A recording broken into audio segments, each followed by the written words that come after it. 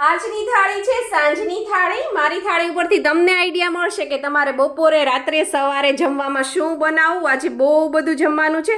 આ મેં બનાવ્યું છે બટેટાની ચિપ્સનું શાક છે, સાથે ગાંઠિયા છે, મરચાં છે તળેલા, અને પપૈયાનો સંભારો, મસ્ત મજાની કઢી, અને આ છે તાવડીની ભાખરી। અને આ ભાખરી આમનામ થોડી ખવાય, એની ઉપર નાખીશું આપણે 1 ચમચી દેશી ઘી, અને સાથે મીઠાઈમાં છે આ મારો ફેવરિટ કચ્છનો ગુલાબ પાક। આ બહુ જ ટેસ્ટી હોય છે, અને આવી થાળી જોઈને બધાના મોઢામાં પાણી આવી ગયું હશે ને। તો ચાલો બધા જમવા। આવી જ આઈડિયા, ટિપ્સ અને રેસિપી માટે સબસ્ક્રાઇબ કરો પૂનમ્સ ફ્લેવર કિચનને।